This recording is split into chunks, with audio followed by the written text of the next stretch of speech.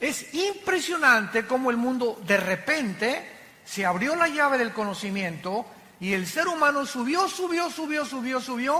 y ahorita en este momento nos encontramos en el mundo de la robotización, donde se han creado robots que ya están desalojando a los seres humanos como empleados, como enfermeras.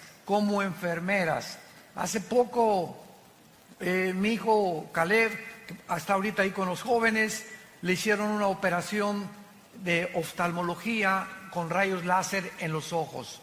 Y me dijo el doctor, usted si quiere, doctor Alducin, puede pasar a través de un vidrio y ver la operación de su hijo. A mí me encantó, nunca había visto esto. Entonces lo pude ver así, a mi hijo lo acostaron y yo creí que el doctor que tenía 80 años, dije que no tenga Alzheimer o que no le mueva la mano porque me lo va a dejar ciego, ¿verdad? No, pero ya eso ya pasó hace muchos años de moda, sino que ahora con una manejita, así con un robot, manejó todo el láser y nomás lo movía, lo apuntó y ¡zum!, ¿verdad? La incisión y todo, impresionante. Él no metió la mano para nada en toda la operación. Un robot le abrió los ojos, se lo puso así, otro le puso quién sabe qué tantas cosas, pero yo salí maravillado de darme cuenta el avance en el que estamos ya llegando. Antiguamente también para abrirte el corazón te abrían una cosa así, ahora ya nomás te abren una incisión de milímetros, te meten una aguja y hacen todo a través de cámaras electrónicas, de pantallas y de una robotización impresionante.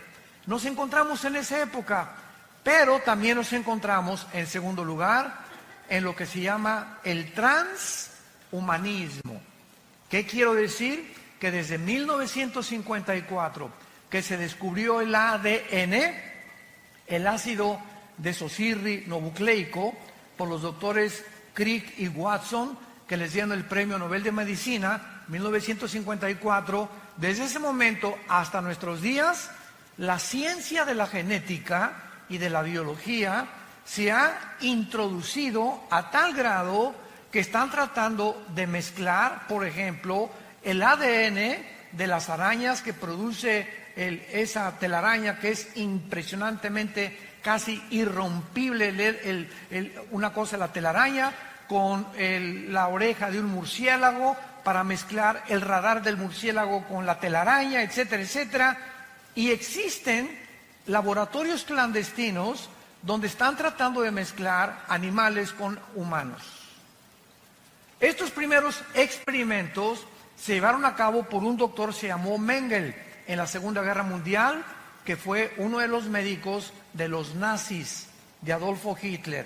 Él fue el primero que comenzó a experimentar con la genética de los gemelos, les abría a las mujeres embarazadas el vientre y sacaban al producto y sacaban el ADN y lo querían mezclar con otra cosa, pero aún no conocían realmente el mundo microscópico de las células como lo descubrieron en 1954.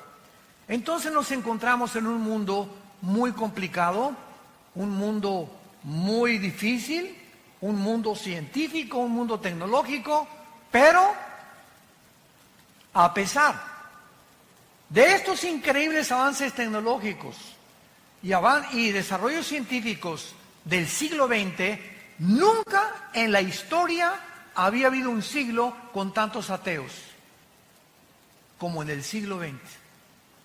El siglo XX de repente parece que todos estos descubrimientos de la tecnología y de la ciencia ensoberbecieron al hombre.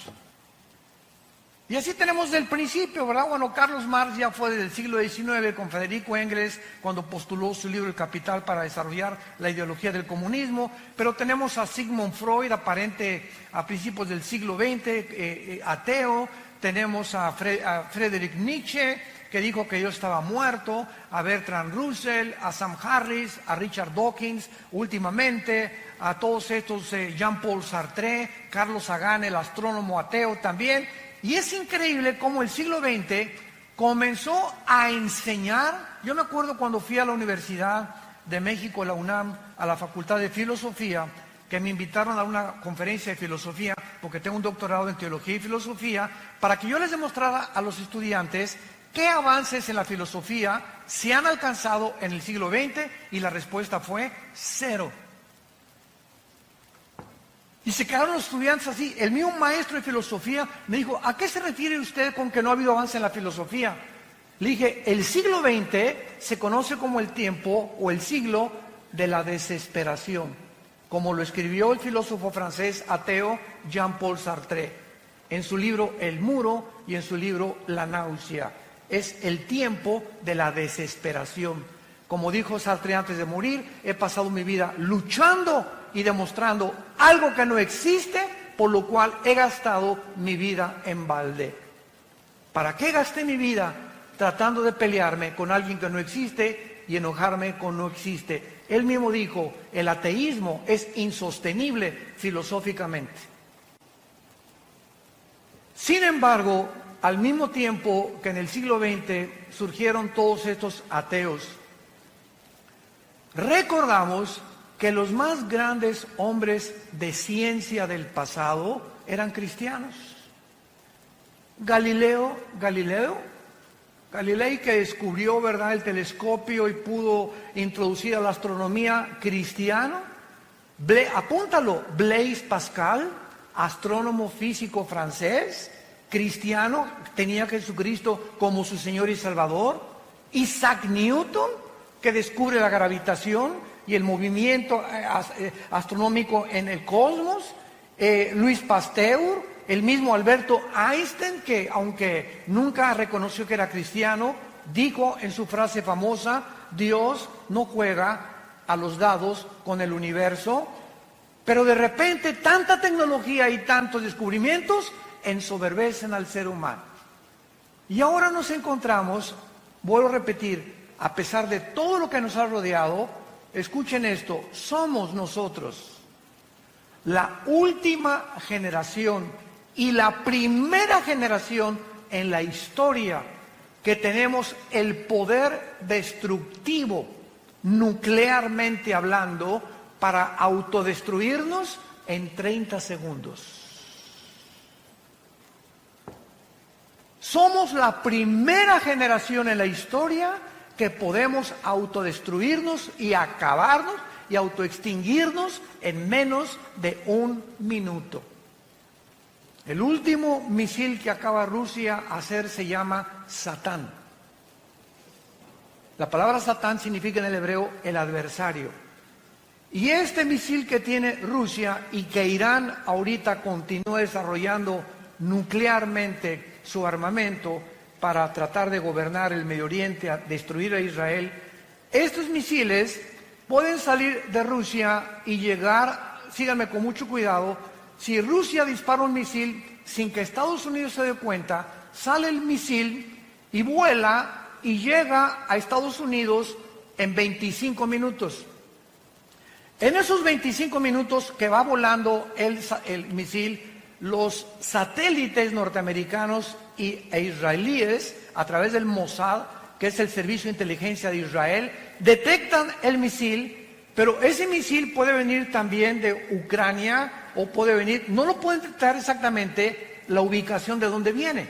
Muy bien, entonces localizan al misil y el presidente de Estados Unidos, actualmente el presidente Donald Trump, trae un portafolio, todos los presidentes norteamericanos traen un portafolio con una computadora con códigos que solamente él sabe el código, para que cuando tenga él la comunicación que un misil se dirige a Estados Unidos, él abre el portafolio y apriete un botón, y ese botón suena en la marina, en los portaaviones, suena con la armada terrestre y suena con el poder aéreo, con todos los pilotos aéreos, para que tanto la marina como los pilotos de la Fuerza Aérea y como los soldados puedan preparar sus misiles para interceptar el misil. Solo que hay un problema, que cuando el presidente abra su portafolio, el misil llega antes que el presidente lo pueda abrir.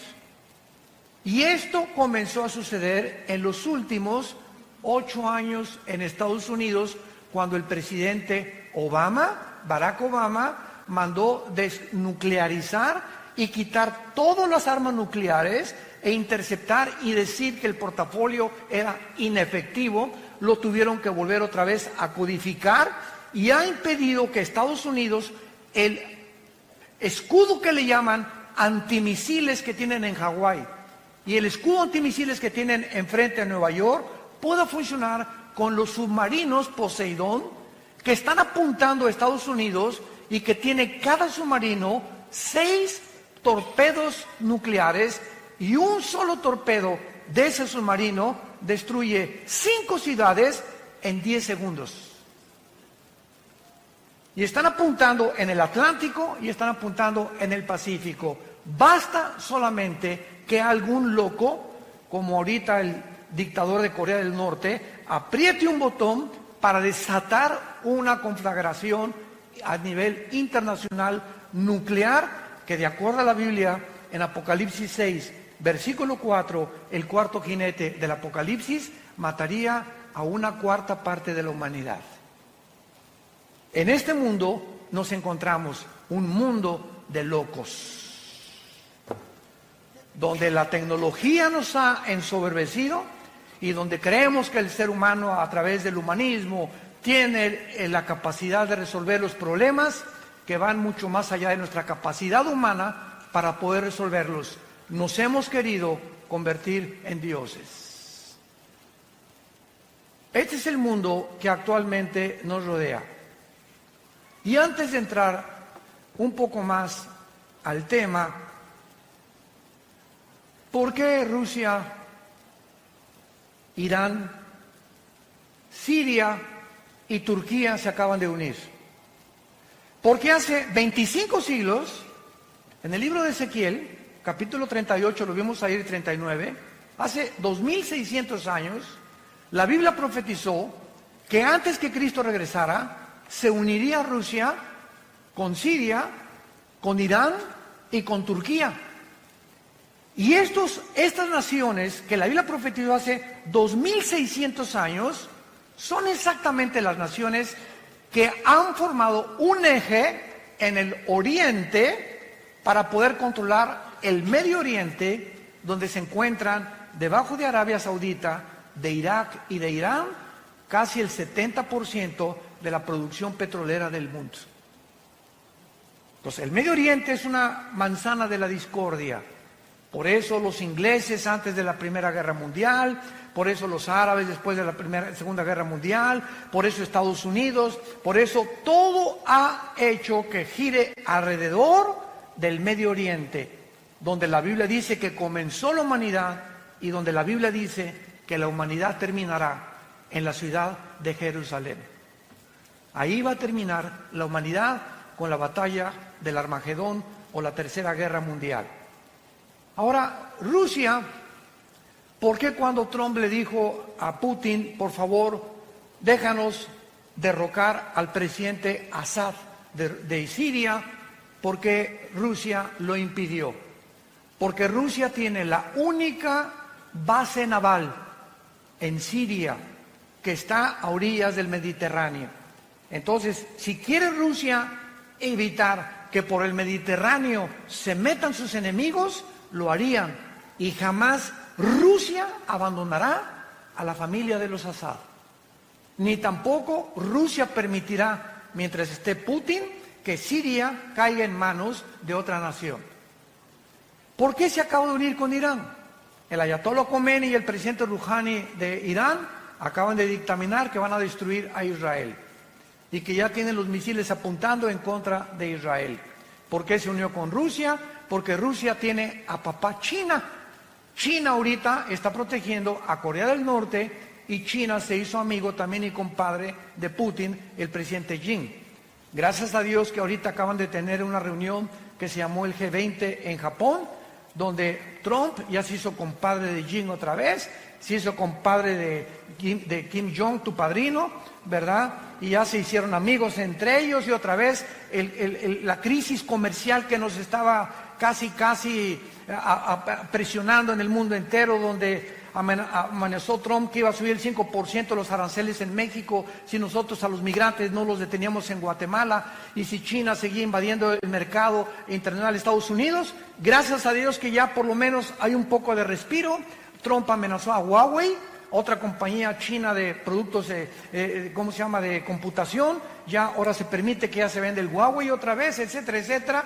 Y el mundo ha entrado ahorita a un tiempo de supuesta paz, mientras se acomodan cada una de las cosas y nos damos cuenta que el armamento nuclear que tiene Irán, que tiene Rusia y que tiene Estados Unidos no son juguetes.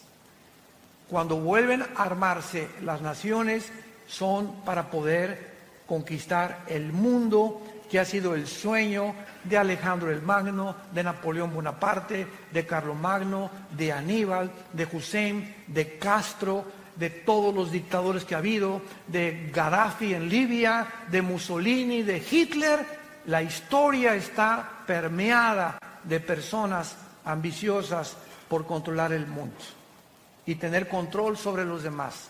Esta es la situación que la Biblia nos describe desde hace 2600 años. Ahora, muy bien, en vista del mundo que estamos viviendo, tan conflictivo y tan amenazador, donde ustedes saben cuál es la enfermedad del siglo XX, no estamos hablando de ataques al corazón, ni el cáncer, ni otras enfermedades que también tienen un índice muy elevado, sino que ahora se acaba de descubrir a través de la Clínica Mayo y el Hospital Hopkins, que son las dos instituciones clínicas más prestigiadas del mundo, hace 2 años y medio aproximadamente, concordaron que el 70% de las enfermedades de los seres humanos, mentales y físicas, tienen un común factor denominador: el estrés. Santa Cachucha. El estrés es la enfermedad del siglo XXI. ¿Y qué es el estrés? Es un estado interno de insatisfacción, de tensión, de preocupación crónica por dentro. No puedes estar en paz contigo mismo. Quítate a los niños. No me estás molestando ahorita. No te me atravieses. Con el claxon. Y se bajan y se pelean y se matan. Y la gente está en un estado de rencor, de amargura y de odio como jamás se había visto. Siempre ha habido guerras, siempre ha habido revoluciones, pero ahora es de carácter interno. Ahora el ser humano se está descomponiendo porque algo dentro de su vida no le da la paz que necesita.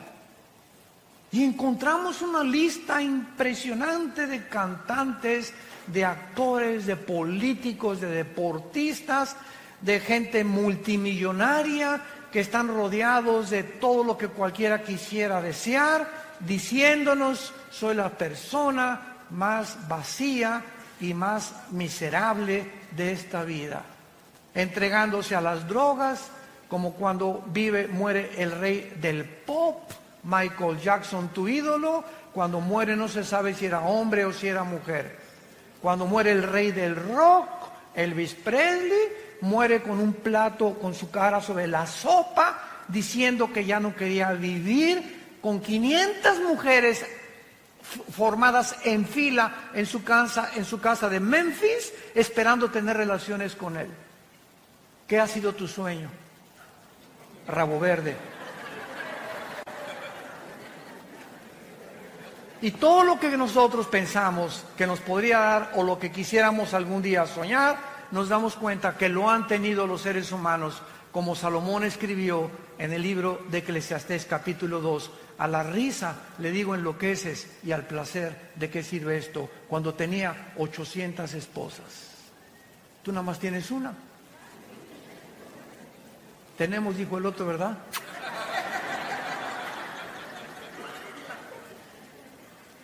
¿Qué mundo vino Jesucristo hace 2000 años a describirnos?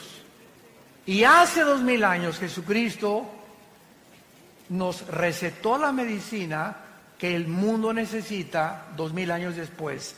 Mi paz les dejo. mi paz les doy. Esa paz es un estado de tranquilidad interior. Es un estado de confianza interior, de seguridad, de esperanza que todo está bien. Guerras, el petróleo, cayó el peso, el gobierno, y lo que sucede a nuestro alrededor, esa paz impide, es como un muro a nuestro alrededor, como un cerco invisible de protección que impide que las condiciones del mundo entren a nuestra alma. Y que el mundo puede estar cayéndose junto a nosotros y nosotros tenemos tranquilidad y paz porque sabemos que estamos en manos de nuestro Creador. Y que nada ni nadie nos podrá nunca separar de Él. Hace algún tiempo un rey mandó, o más bien decretó un concurso, que por favor, entre los pintores que había en el reino, ¿quién podría pintar un cuadro que describiera la paz? Y pues hubo bastantes personas que se acercaron y pintores a concursar. Y pues uno pintó así el Popocatépetl, así, ¿verdad? Bonito, tranquilo, no explotando desde luego. Otro el mar, la bahía de Acapulco, así lindo. Otro un bosque, etcétera, etcétera. Y finalmente, el que ganó el concurso fue un pajarito que estaba detrás de una cascada dormido.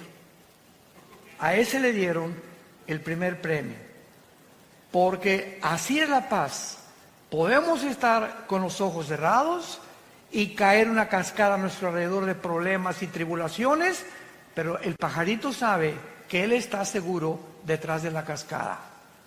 Y nosotros recordamos las palabras que nos dijo el Señor: no temas, pequeña manada, nunca te dejaré ni te abandonaré.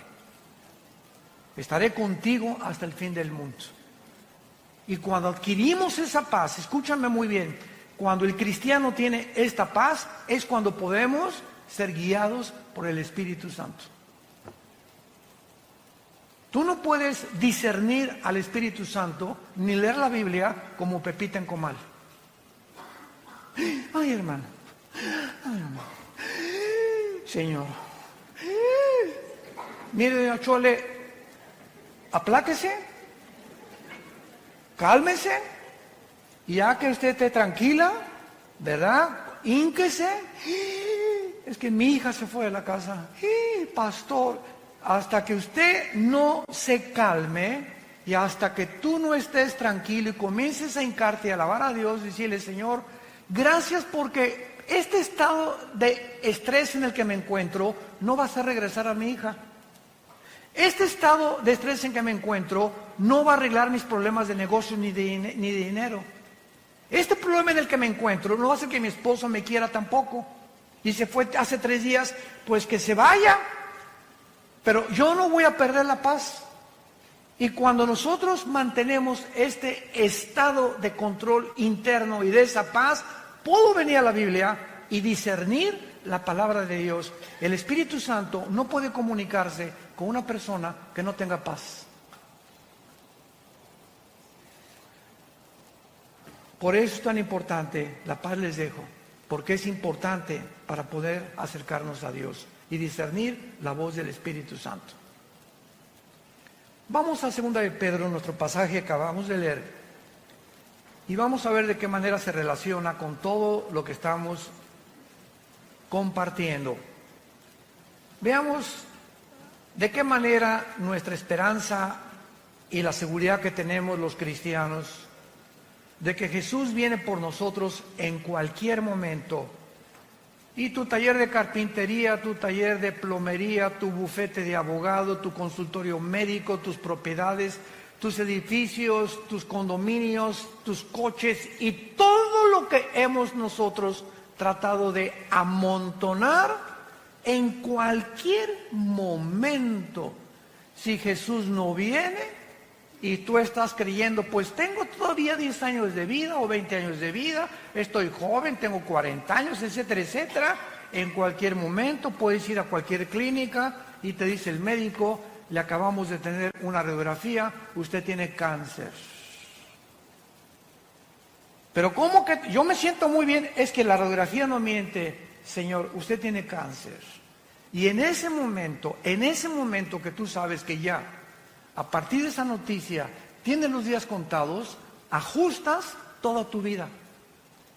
Y te das cuenta que rápido pasó tu vida y que en cualquier momento ya te puedes ir al otro lado, a la presencia del Señor o al infierno, según sea tu condición, y que en ese momento este diagnóstico mueve tus sentimientos, tus emociones, tus negocios y todo. ¿Por qué? Simplemente porque sabes que tu vida está en un hilo y estás en la orilla de un precipicio. Ahora, no necesitamos que alguien nos dé este diagnóstico de la misma manera. Cristo puede, dentro de 2-3 horas, mañana, venir por nosotros. ¿Cuál es el mensaje que les quiero compartir? Con lo que el apóstol Pedro nos comunica en este pasaje. Veamos entonces los consejos que nos da. Número 1. La primera cosa que se nos aconseja en 2 de Pedro capítulo 3, particularmente las promesas relacionadas con el futuro, es el origen de las promesas de Dios. Amados, esta es la segunda carta que los escribo, y en ambas despierto con exhortación vuestro limpio entendimiento. O sea, lo primero que Dios nos dice es, quiero que entiendan. Padre, ¿qué quieres que entendamos en esta época? Versículo 2, que tengamos memoria de las palabras que antes nos fueron dichas por los santos profetas y el mandamiento del Señor y Salvador dado por nuestros apóstoles. Lo primero que tenemos que recordar es las promesas de Dios. Nunca te dejaré, nunca te abandonaré. Ten paz. No importa tu destino, tu futuro, las noticias, lo que al mundo le pase. Recuerda las cosas que están escritas en este libro. Veamos, por ejemplo, en el libro de Isaías, capítulo 44, versículos 6 al 8, lo que hace 2500 años aproximadamente Dios nos dijo. Isaías 44 del 6 al 8, así dice Jehová, Rey de Israel, y su Redentor, Jehová de los ejércitos, yo soy el primero y yo soy el postrero. Yo soy el primero y yo soy el postrero, y fuera de mí no hay Dios. Y nos pregunta Dios, ¿quién proclamará lo venidero, o sea, el futuro? Lo declarará y lo pondrá en orden delante de mí, como hago yo desde que establecí el pueblo antiguo. Anúncienles lo que viene y lo que está por venir. No tengan miedo, no teman, no se amedrenten. No te lo hice oír desde la antigüedad y te lo dije. Luego ustedes son mis testigos que no hay Dios sino yo. No hay fuerte, no conozco ninguno. Cuando Dios dice, yo soy el alfa y el omega, es la primera letra del alfabeto griego y la última letra del alfabeto griego, el alfa y el omega. Si nos dice Dios, yo soy el primero, y yo vengo a la Biblia y leo Génesis, y veo que los científicos actuales están poniéndose de acuerdo y reconociendo que la descripción de la creación del universo, de acuerdo a los primeros 2 capítulos del Génesis, coincide con la astronomía, coincide con la física, con la primera y la segunda ley de la termodinámica, coincide con la biología y coincide con la paleontología y con la antropología. Entonces comienzo a enfocarme, a darme cuenta que si lo que en la Biblia en el principio es verdad, en el principio, ¿dónde me encuentro yo si Dios es el final? Nos encontramos en medio. Entonces, ¿qué es lo que nos está diciendo Dios? Voltea hacia el pasado y ve todo lo que es escrito en la Biblia. Solo en la muerte de mi hijo en la cruz, 33 profecías se cumplieron, al pie de la letra. Cuando Jesús colgaba en la cruz, se estaban cumpliendo 33 profecías por los profetas hebreos al pie de la letra. Ahora, si eso en el pasado lo vemos, que se ha cumplido, nos damos cuenta que estas palabras son fieles y verdaderas. Y si yo me encuentro en medio, de la misma forma que se cumplió el pasado y Él es el final, se cumplirá también el final. Por lo tanto, camino hacia el final con confianza en que Dios cumplirá su propósito en mí. Es lo que quiere decir, yo soy el primero y yo soy el último. No tengan ni tengan temor. ¿Quién más puede anunciar el futuro sino yo? Dice el Señor.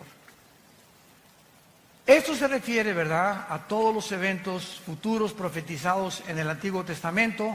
Por hoy se dice el primer consejo del apóstol Pablo: recuerden ustedes las promesas que en el pasado los profetas y apóstoles hicieron, para que ustedes puedan mantener esa paz que es importante para tomar decisiones.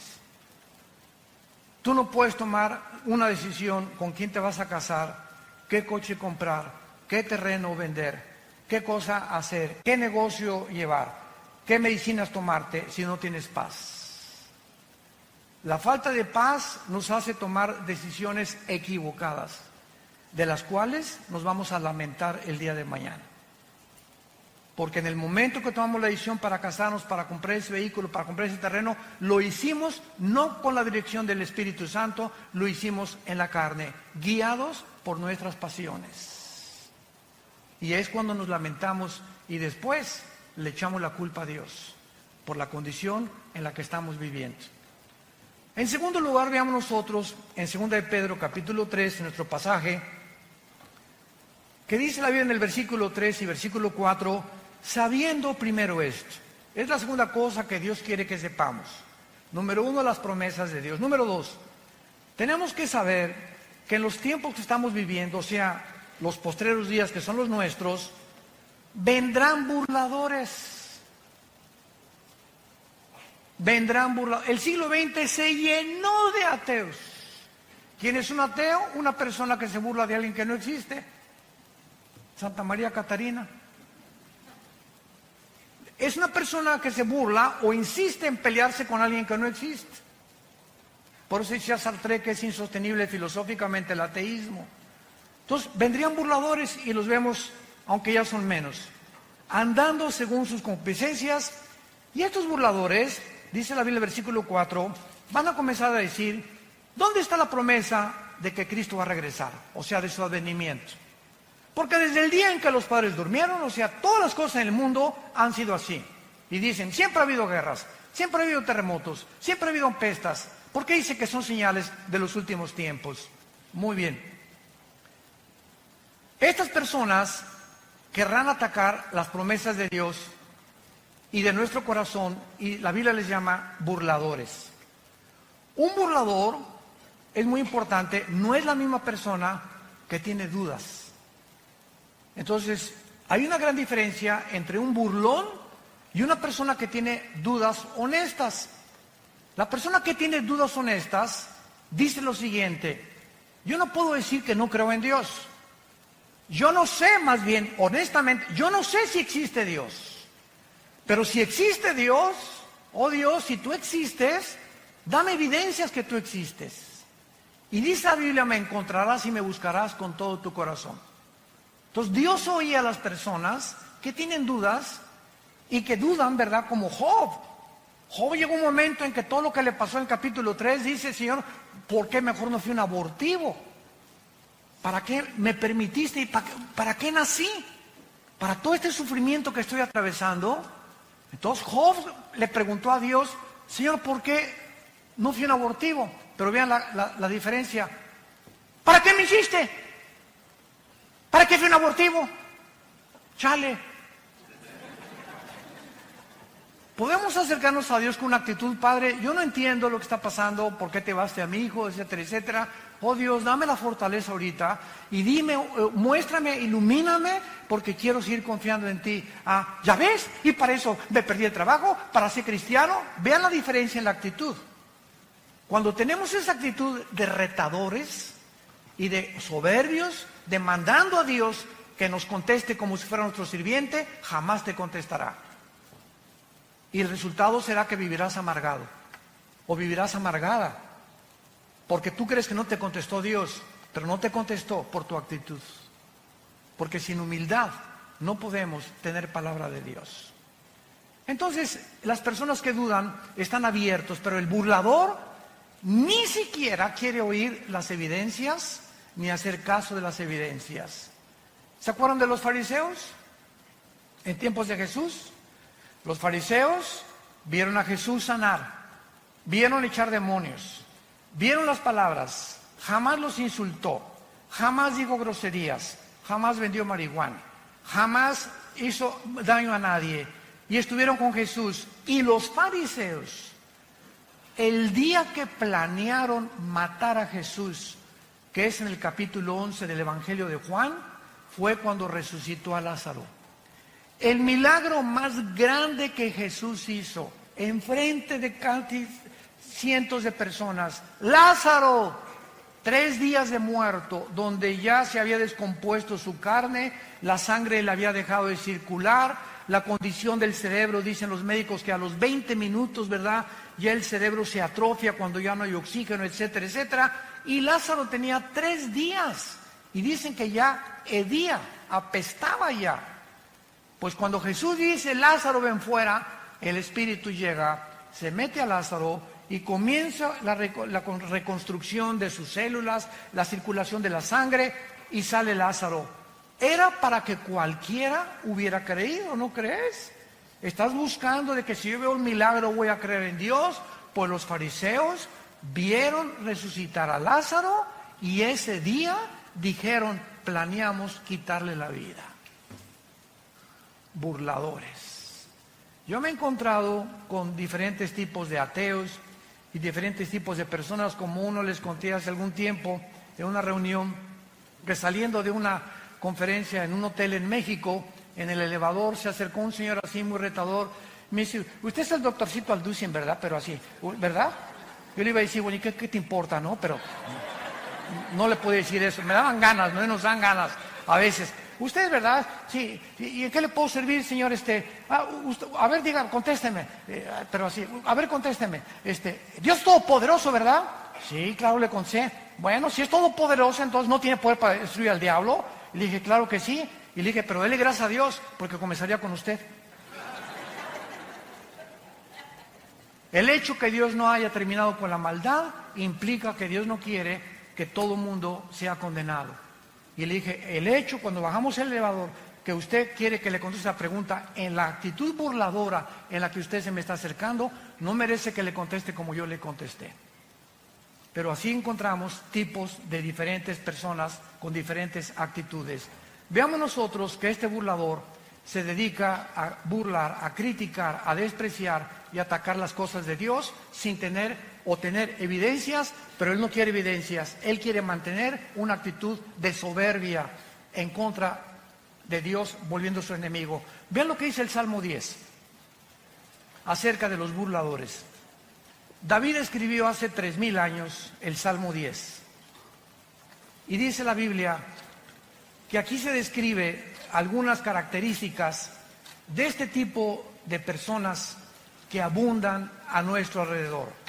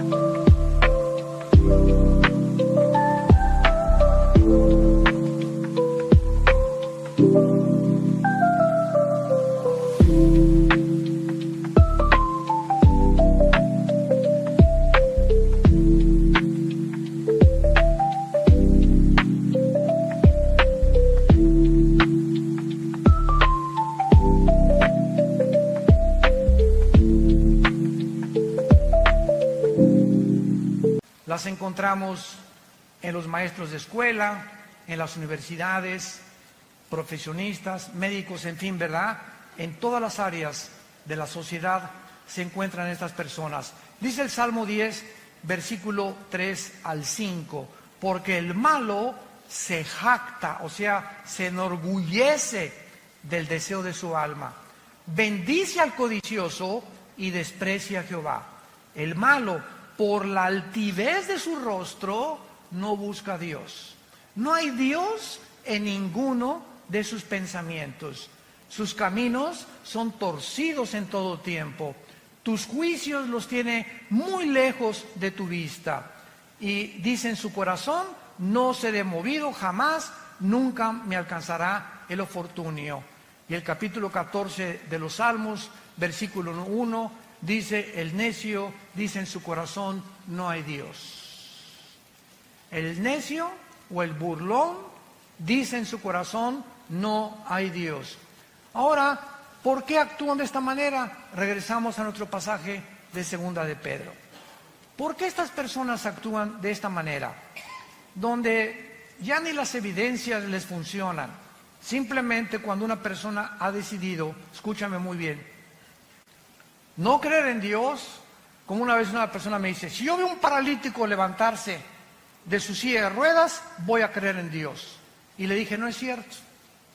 Porque si tú ves un milagro de un paralítico levantarse, tus emociones van a ser afectadas y tus sentimientos también, y vas a decir, de veras, está caminando don Paquito, ya tenía 15 años, pero esas emociones que fueron despertadas en ti de asombro, ¿cuánto te van a durar? ¿3 días? ¿5 días? A la semana regresas a tu misma incredulidad. Porque no son los milagros los que nos cambian por el oír, es por la palabra y por la palabra de Dios. Romanos capítulo 10. La fe no es por ver, la fe es por oír. Y si tú cuando oyes las palabras de la Biblia no crees, aunque veas a alguien saltar de una silla de ruedas, no es cierto que vas a creer, porque tu problema no son las evidencias, escúchame esto, tu problema es tu moral. Un día tuvimos una cruzada muy grande en la Plaza de Toros de Villahermosa, Tabasco, en el estado de Tabasco. Y fue una cruzada dedicada a la juventud, hablé del suicidio, de la drogadicción, de la ideología de género, etcétera, etcétera. Y a la salida me estaban esperando 3 muchachas. Y se acerca una muchacha y me dice, oiga, pastor, es que la amiga que trajimos me dice que usted nos quiere asustar porque prediqué del infierno la última noche. Que usted nos quiere asustar porque el infierno no existe. Entonces le pregunté a la muchacha, oye, ¿por qué no crees en el infierno? No, pues porque no es cierto, usted lo único que viene a asustarnos. Y yo le dije a la muchacha, mira, yo creo que tu problema no es de carácter intelectual ni teológico, sino moral.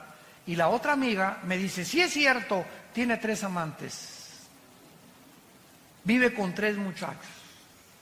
Le dije, ya ves, por eso no crees en el infierno. No es que no creas, escúchame muy bien, es que no te conviene creer. Y así hay cantidad de gente en tu familia, amigos, que les puedes traer, les puedes mostrar, pero no les conviene porque ellos saben muy bien que al enfrentarse ante la verdad y ante la luz los va a desenmascarar. Y el Dios de la Biblia te va a demandar que tú dejes tus pecados, pero no te ordena que los dejes sin su poder. Ellos ignoran que si tú simplemente lo aceptas, Él te dará el poder en el Espíritu Santo para que tú puedas comenzar a vivir una vida nueva. Se llama la gracia de Dios. Entonces mucha gente por eso, por la ignorancia de que creer que pues primero tengo que dejar el adulterio, primero tengo que dejar de ser borracho y lo voy a pensar, y las drogas y después lo voy a pensar, voy a tratar de ser, ya no ser homosexual o lesbiana y después acepto a Cristo. La Biblia dice, ven cómo estás. Cuando oigas su voz, no te endurezcas, ven cómo estás, ven a la cruz, Señor, soy un homosexual, Señor, soy una lesbiana, soy borracho, parrandero y jugador. Me dicen el Chapo de la costera Miguel Alemán.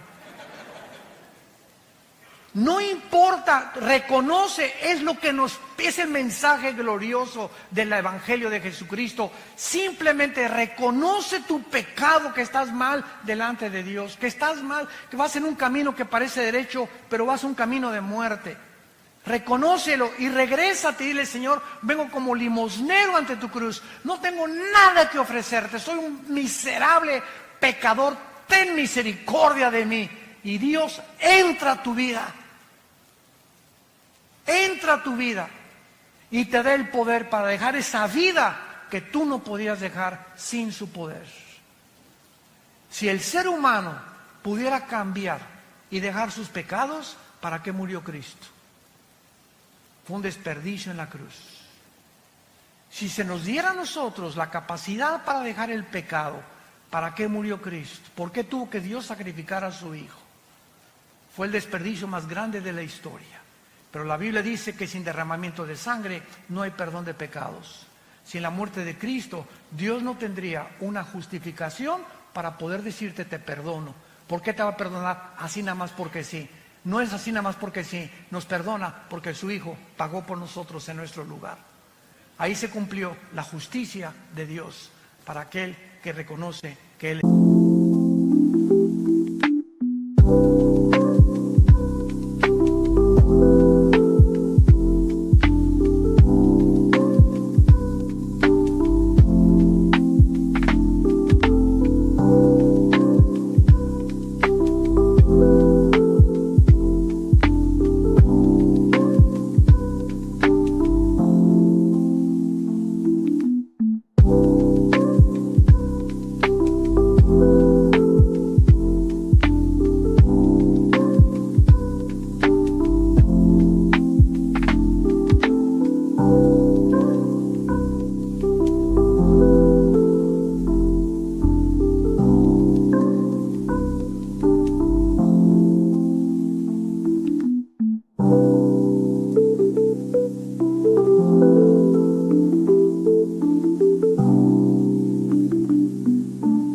es el Cristo, el Hijo del Dios viviente. Estos burladores actúan así, ¿verdad? Porque no quieren que nadie se meta en sus vidas de pecado. La idea de que hay un Dios los llena de pánico, de error, de terror, porque lo que tienen que atacar la verdad de Dios y sus mensajeros. Dice en el Evangelio de Juan capítulo 3, y esta es la condenación, que la luz vino al mundo y los hombres amaron más las tinieblas. Ahí tiene la luz, ahí tiene la verdad. Pero aún cuando está la luz ahí, como los fariseos, ahí está la luz, ahí está Jesús. Sabían que era el santo, que ¿cómo es posible que al hombre más perfecto de la humanidad lo hayamos puesto en una cruz? ¿Cuánto odio contra la verdad y contra la luz? Y dice Juan capítulo 3, y no viene a la luz porque sus obras son malas y descubiertas por la luz. No les conviene cambiar su vida de pecado. Estos burladores dicen en 2 de Pedro, en nuestro pasaje, capítulo 3, que aún toman, en penúltimo lugar, posiciones pseudocientíficas, diciendo, versículo 5, estos burladores, hablando de ellos, ignoran voluntariamente. O sea, qué increíble que ellos conozcan e ignoren o estén decididos a no conocer. O sea, no quiero meterme a la Biblia, no quiero ir a tus reuniones, no quiero a tus estudios. Voluntariamente no quieren conocer la verdad. Te repito, porque la verdad los va a exhibir y les va a mostrar la luz, y a ellos no les conviene salir de su pecado. Aman más las tinieblas en donde viven que pasar al reino de la luz admirable de Jesucristo. Entonces van a usar también posiciones pseudocientíficas, como diciendo que en el tiempo antiguo todas las cosas han sido iguales desde el principio, que nunca hubo un diluvio universal, que la Biblia está llena de errores, de contradicciones, que son leyendas, etcétera, etcétera. Y como le dije también a una persona en una universidad, un maestro que se me puso al brinco cuando les expliqué a los estudiantes que la teoría de la evolución es anticientífica, antifísica, antibiológica, antigenética. Este maestro comenzó a agredirme, ¿verdad? Y yo le contesté, ¿ha leído usted la Biblia? No, Chepo. ¿Por qué ataca usted un libro? Es que está lleno de errores. Por favor, aquí está la Biblia. Muéstreme los errores que usted considera que es una equivocación. Porque cuando usted viene a la Biblia y usted considera que aquí hay una contradicción, el problema no es de Dios, el problema es de su entendimiento. ¿Por qué? Porque los pensamientos de Dios son más altos que los nuestros. Y si me da tiempo a usted explicarle por qué dice esto, le voy a mostrar con la misma Biblia, porque la Biblia no necesita que nadie la defienda. La Biblia se defiende sola. Nunca trata Dios en la Biblia de demostrar que Él existe. Simplemente la Biblia dice, en el principio Dios creó los cielos y la tierra. Se afirma la existencia de Dios. Él no trata de probar la existencia de Dios. Simplemente tú léela y te das cuenta que es un libro sobrenatural. Que no somos animales, que somos agentes morales responsables de nuestras acciones, porque si fuéramos animales, como dijo Dostoyevsky, un gran filósofo y literario ruso que fue puesto en el exilio en Siberia, en Rusia, Dostoyevsky dijo esto en su libro: si Dios no existe, todo está permitido. Así de simple. Si Dios no existe, todo está permitido. Bebamos, comamos, ¿para qué le soy fiel a mi esposa? ¿Para qué me mantengo sin robar si el que no tranza no avanza? ¿Para qué soy honrado? ¿Para qué soy honesto? ¿Para qué trato de vivir en mi matrimonio cuando hay 10 mujeres o 15 mujeres mejores? ¿Por qué no tengo hijos por todos lados sembrados? ¿Cortar la mejor flor del ejido donde quiera que yo vaya? ¿Por qué? Porque simplemente hay un Dios que nos dice, vengo a juzgarte en el día del juicio. Y prepárate para encontrarte con tu Dios. Pero si Dios no existe, como una vez Blaise Pascal tuvo una discusión con un ateo. Y el ateo le dijo a Blaise Pascal, oye, pues fíjate que yo no creo que exista Dios. Para mí, después de la muerte, al polvo, y ahí se acabó todo, como los animales. Y le dice Blaise Pascal, el gran filósofo astrofísico, físico matemático francés, le dice Pascal a este ateo, mira, si tú tienes razón y no hay Dios, bueno, digo, y acabamos todos en la tumba, pues nos vamos al polvo y no hay ningún problema. Pero si mi Dios tiene la razón y Jesucristo resucitó entre los muertos, ¿qué amulados te vas a llevar? Así que ya sea que tú tengas razón o que yo no tenga razón, yo salgo ganando. Porque si Dios no existe, pues no perdí nada. Pero si Dios existe, ¿qué amulada te vas a llevar? Es un simple razonamiento. O como dijo también Newton, una vez tenía un amigo Newton, Isaac Newton, que era ateo. Y entonces estaba viendo el universo una noche que estaba con Newton, y Newton estaba con sus matemáticas cuánticas y su astronomía y considerando muchas cosas del universo, etcétera, etcétera. Y le preguntó el ateo a Newton, oye, qué maravilloso universo, ¿verdad? Le dijo, sí, es el diseño y la inteligencia de un Dios. Y le dijo Newton, y le dijo el ateo, no me hagas reír. Ahí murió la cosa. Al otro día, Newton lo invita a cenar a su casa. Y Newton tenía en su casa, en su estudio, un universo que él había hecho, así colgó al sol, la luna, las estrellas. Tenía como una sala con una representación del universo. Entonces, llegó este amigo de...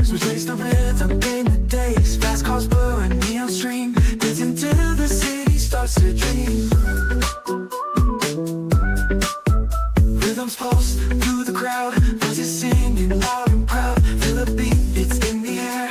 Magic moments everywhere.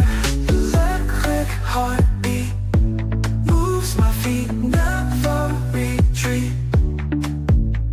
Electric heartbeat, feel the heat. Let's repeat. Digital love we find in the beats, our hearts align. Visions glow, screens alight.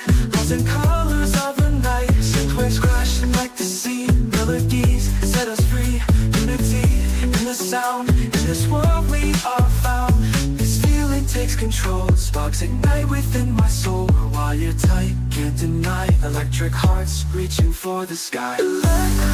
Él a su sala y vio todo esto colgado y le preguntó el ateo, oye, qué bonito, ¿quién colgó todas estas cosas? Y le contestó Newton, se colgaron solas.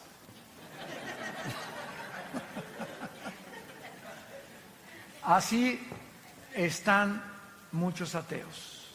Impresionante, todo se hizo solo. El diseño y la inteligencia vino simplemente de la nada. La materia salió de la nada y la nada nunca produce nada. Entonces, ¿quién produjo, si es que crees en la explosión del Big Bang, una explosión? ¿De dónde salió la materia? ¿Quién produjo la explosión? ¿Quién produjo el universo tan perfecto en el que vivimos? ¿Cómo es posible que las condiciones de la vida en esta Tierra no se encuentren en ninguna galaxia, por lo menos, que hemos nosotros alcanzado percibir a través de los telescopios?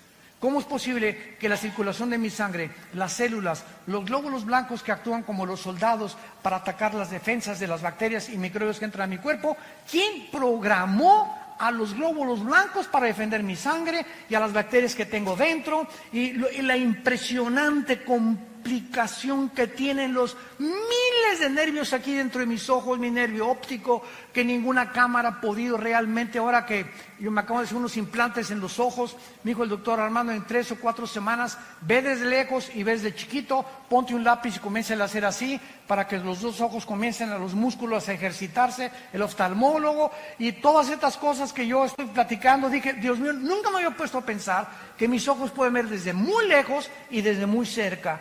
¿Quién hace que se enfoque y quién desarrolla este foco que los mismos fotógrafos no han podido desarrollar? Ya no hablemos solamente de eso, de la sangre, de los 3 huesitos que forman los oídos, de nuestra lengua, de nuestros dientes, de nuestro esqueleto, nuestros músculos. Bueno, es impresionante. ¿Cómo puede alguien atreverse a decir, no existe Dios? Nos hicimos de la nada, de las ranas evolucionamos. Y finalmente, terminamos en 2 de Pedro, en nuestro pasaje, y dice el apóstol para terminar. Versículo 8. Mas, oh amados, 2 de Pedro 3:8. No ignoren esto, que para con el Señor un día es como 1000 años y 1000 años como un día. ¿Qué quiere decir? Que para Dios no existe el tiempo. Cuando la Biblia dice en Génesis 1:1, en el principio Dios creó el cielo y la tierra, ¿saben a qué se refiere? Al principio del tiempo, de la materia y del espacio. Antes del principio no existía tiempo, no existía la materia y no existía el espacio. Y ahora la física afirma y confirma que el espacio no puede vivir sin materia o existir o la materia sin el espacio, ni tampoco en el tiempo. Y hasta el siglo XX, Alberto Einstein introduce la 4ª dimensión con su famosa teoría E igual a mc al cuadrado. La energía es igual sobre la masa por la velocidad de la luz al cuadrado, que revolucionó la teoría famosa de la relatividad. Entonces, cuando Einstein comienza a introducir que el tiempo es la 4ª dimensión, ahora desde 1945 hasta nuestros días más o menos, sabemos que somos cuadridimensionales, que es hacia abajo, hacia arriba el espacio, hacia los lados y el tiempo como la 4ª dimensión. Dios está arriba del tiempo, el espacio y la materia de nosotros. Por eso su nombre es Yahweh. Yo soy el que soy. Para Él no hay el pasado ni el presente. Lo que aquí pasa en 1000 años, desde la eternidad es un día.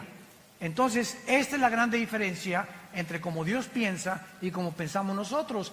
Y esto le da la capacidad a Él de ver el futuro que nosotros no podemos percibir por estar encerrados en un universo cerrado de 4 dimensiones nada más. Por eso dice la Biblia, amados, no lo ignoren. Para Dios el tiempo no existe. El Señor no retarda su promesa. Ay Dios, ¿por qué no vienes ya y acabar con el diablo, los secuestros, los robos, los crímenes, la ideología de género, la prostitución? ¿Cuántos de nosotros verdaderamente cada noche, no sé tú y cuántas personas, has mojado tu almohada con lágrimas diciéndole a Dios, oh Dios, cuida a nuestros hijos, cuida nuestro matrimonio? Te pedimos por el gobernador de Guerrero, Te pedimos al presidente que tenemos ahorita, dale sabiduría para gobernar México, Señor, pobre México. Por favor, dale sabiduría al gobierno. Vivimos un mundo bien feo a nuestro alrededor. Y nuestras oraciones es lo único que puede cambiar. Y nos desesperamos, ¿por qué no cambias? Te dice Dios, no es que me tarde, es que no quiero que ninguno perezca. Como le dije al Señor en el elevador, dele gracias que Dios no ha actuado ni terminado con la maldad. Porque si Dios terminara con la maldad, ¿cuántas personas que no han oído el Evangelio se condenarían eternamente? Por esa razón Dios retarda su promesa. Es lo que el apóstol nos quiere decir. Pero el día del Señor, versículo 10, vendrá como ladrón en la noche. Los cielos van a pasar con gran estruendo, los elementos ardiendo. Esta palabra significa la composición atómica. Eso es increíble en el griego, son los átomos, serán deshechos. ¿Qué es lo que mantiene la cohesión de la materia? La composición atómica. Yo ahorita agarro mi mano y le hago este púlpito así, ¡paz! Y me rompo los nudillos de mis manos. ¿Por qué? Porque los átomos son más gruesos y los electrones y protones que los átomos que forman mi materia de mi piel. Entonces, todo lo que forma la cohesión que existe, y agarro un microscopio y veo el microscopio.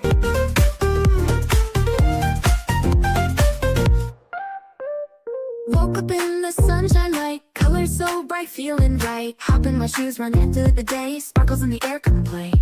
Laughing and dancing around we go, hearts are like fireflies aglow. Singing our song under the blue sky, holding hands high, you and I. This is my happy dream, like a sweet melody. We're flying so free.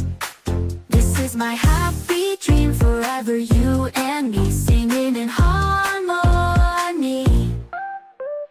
Smiles all around everywhere we see. Jump in the puddles, joy is our key. Rainbow above, colors so bright. We shine in the day and into the night. Friends by my side, can't stop this fun. Sharing our secrets till the day is done. Sunsets and starry nights we chase. Living our lives in this bright place. In this wonder world we made. Every moment never fades. Holding tight to what we share. In our dreams without a This is my happy dream, like a sweet. Que giran a una velocidad impresionante los átomos y los electrones y los neutrones, y el hidrógeno tiene 2 átomos, el oxígeno tiene 1 y cada elemento, el helio, tiene otros, y la composición que hay en toda la materia es completamente diferente atómicamente.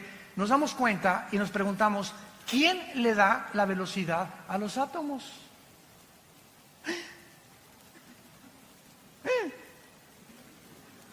¿Quién les hizo así a los átomos?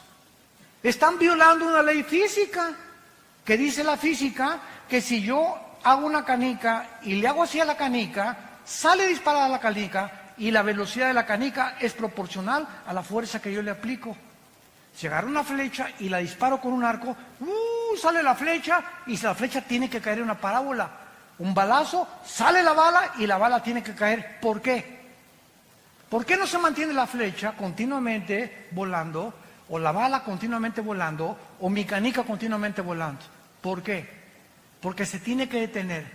¿Por qué la Tierra sigue girando sobre su rotación? ¿Por qué no se detiene? Pregúntale a tu maestro ateo. ¿Quién le hizo así a la Tierra? ¿Quién mantiene la Tierra? No solamente girando perfectamente una velocidad de 24 grados sobre su eje, sino que ¿quién la sigue impulsando alrededor del Sol en 365 días? Desde hace miles de millones de años. La Biblia dice en Hebreos 1:3, Jesucristo sostiene todo el universo con la palabra de su poder. Es Dios de la materia, el Dios del átomo, el Dios de los electrones, el Dios que nos ha puesto todo en un orden para que podamos admirarle y decirle en esta tarde, inclinemos nuestra cabeza, te alabamos, oh Dios, creador de los cielos y de la tierra. Te bendecimos tu nombre porque has tenido misericordia de nosotros. Porque en esa cruz, tu palabra dice, de tal manera amó Dios al mundo, que nos ha dado a su Hijo unigénito, para que cualquiera que en este momento crea en Él No te pierdas, mas recibas el regalo de la vida eterna en Cristo Jesús. El Dios y Padre de Jesucristo, al gran pastor de las ovejas, que derramó su sangre en una cruz por el pacto sempiterno, nos da la capacidad de adorarle, de conocerle y de servirle en espíritu y en verdad. Y si tú invocas por Padre aquel que sin acepción de personas nos juzga de acuerdo a nuestras obras, caminemos en el temor de Dios durante toda nuestra peregrinación. ¿Qué es el hombre? Somos simples peregrinos. ¿Qué es nuestra vida? Como la niebla. Ayer teníamos 20 años, 10 años. Hoy tenemos 50, 60, 70, 8 años. Nuestra vida pasa como una sombra, como la niebla que aparece y desaparece. Y tenemos solo una oportunidad en esta corta vida de descubrir que Dios nos ama, que hay un propósito por el cual nacimos y que este propósito se encuentra en la persona de su Hijo Jesucristo, a quien tú en esta mañana Él te ordena que, habiendo pasado los tiempos de esta ignorancia, Dios manda a todos los hombres que se arrepientan de sus pecados, porque ha establecido un día en el cual juzgará al mundo con justicia por aquel varón a quien designó, resucitándolo de los muertos a los 3 días. El Señor viene por nosotros y por otros viene para juzgarlos eternamente. ¿Qué tengo que hacer?, me preguntarás, para que en este momento yo esté seguro de este regalo de Dios, de esta salvación, que mi alma anhela tener esa paz, ese perdón en mi conciencia de mis maldades del pasado.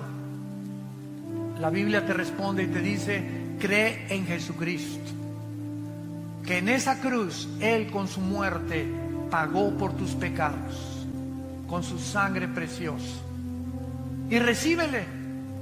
Simplemente ábrele tu corazón en este momento, porque Él te está tocando las puertas a tu corazón, y dile: Señor mío y Dios mío, perdóname, entra a mi vida en este instante, lávame con tu sangre preciosa, te quiero conocer, quiero experimentar ese perdón eterno que tú me quieres dar, y quiero recibir la vida eterna, para que en el día de mi muerte pueda tener una muerte en paz, al cerrar mis ojos y saber que los volveré a abrir y veré tu rostro cara a cara, donde ya las lágrimas pasarán, las enfermedades no volverán, el sufrimiento terminará, y podré saber que mi fe en ti no fue en vano. En el nombre de Jesús. Amén. Gracias a Dios por esta palabra maravillosa. Gracias a Dios por esta palabra maravillosa del Señor. Gracias, Señor.